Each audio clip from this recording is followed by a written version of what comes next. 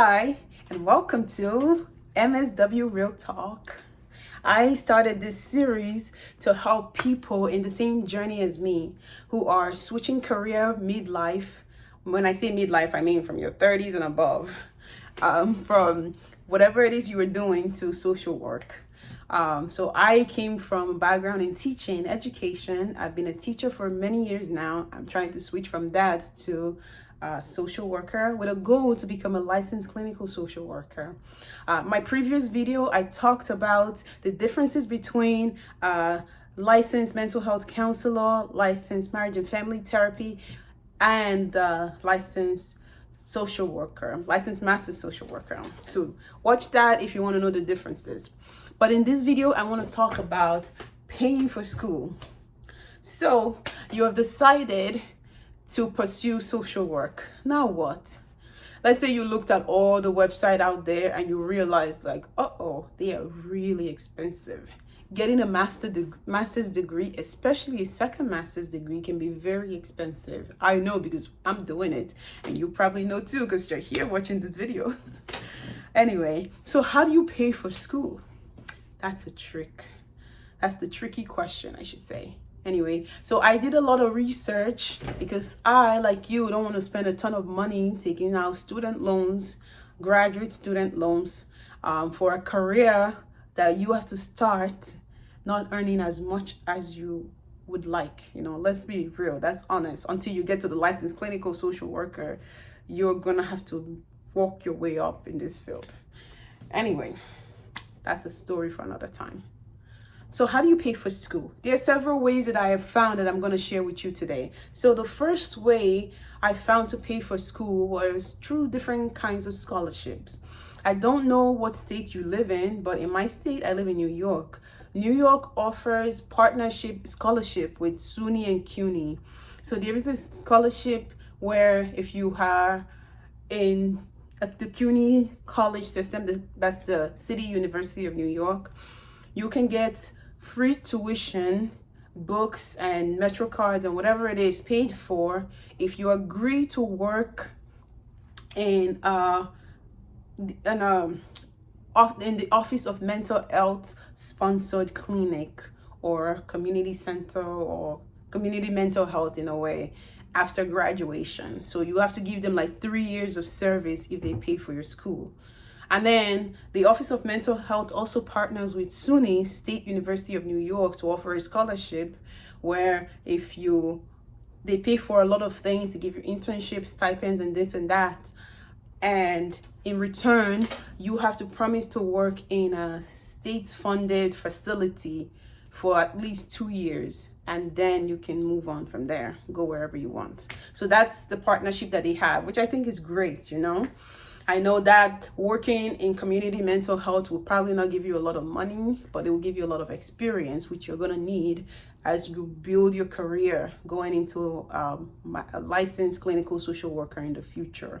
So that's something to consider if your state offers some kind of partnership like that with Medicaid funded facilities.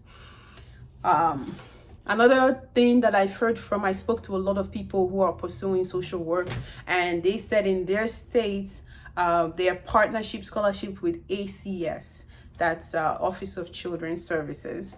They would pay for your schooling and everything else that you need, but you have to promise to work for them. I think it ranges between 1 year to 3 years, depending on your state. So that's something you want to check out. So there are lots of scholarships like that partner with community organizations, state-funded agencies, and this and that to pay for your scholarship in return for some years of service that you give to them. So that I applied for a scholarship, the SUNY one, the State University of New York. Hopefully I get it. If I do, they will pay for everything, including giving me a stipend and offering me internships opportunities in state facilities, and in return I have to work for them for 2 years, and that's it, which I'm kind of excited about because I was going to do that anyway after graduation to get some good experience. Other ways that you could pay for school besides taking a loan, you got to work I don't know what work you do, but if you work for a hospital in any kind of capacity, I know that a lot of hospitals have they have what do you call it, tuition assistance.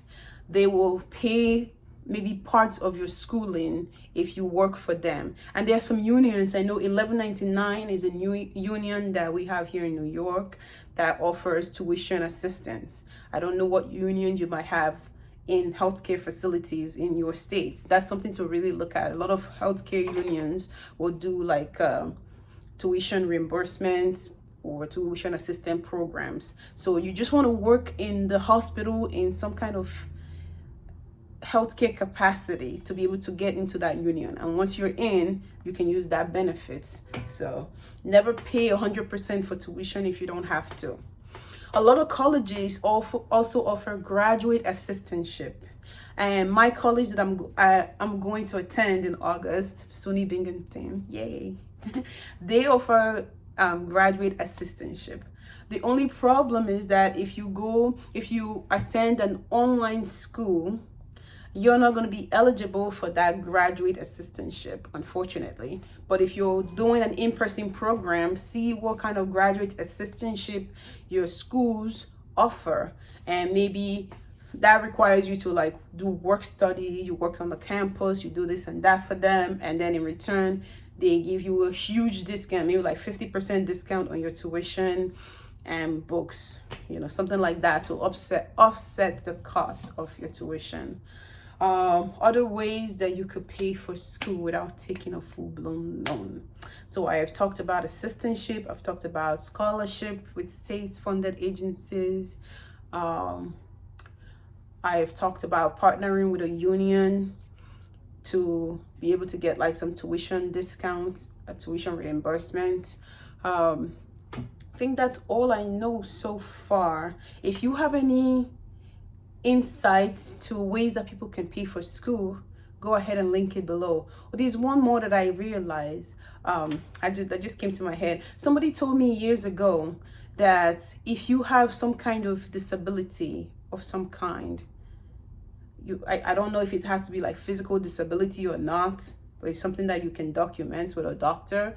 You can reach out to your state's office of people with disability and see if they offer scholarships to help pay for school. Those are the people that do Access to Right and things like that. They're in charge of that. They also they might be able to offer you discounts for school. I did check it out for New York, but I think they require you to have like more visible disabilities to be able to do that. I'm not sure what other states require, but that's something you can look into as well. The one big thing I want to say is don't pay full price for your graduate degree, especially not a social work degree. I hate to say it, but when you're starting out in social work as a master social worker, you have to get a license to be eligible to even get hired and make decent money. By decent, I mean like 70K and above. And a lot of agencies that get their funding from the government, they might not be able to afford to pay you that 7K and above. They might pay you a little below that. And you need that experience. At least in New York State, you need three years experience and 2,000 hours of clinical work documented to be able to transition to take the license to become a licensed clinical social worker. That's the license that allows you to work independently, to open up your own agency and to be your own boss, to be a therapist, doing what you do by yourself. That's great. That's what everybody wants. But you got to pay your dues. You got to earn a little below to build those hours to get there. Or you can also do fee for service and such. But, that's a story for another time. But yes.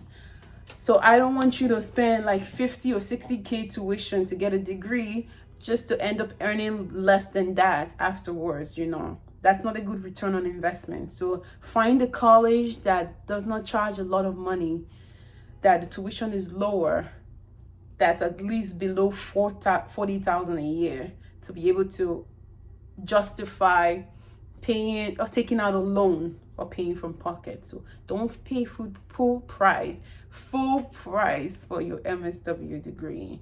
If you don't learn anything else from this video, let that stick in your head. There are a lot of cheap colleges out there.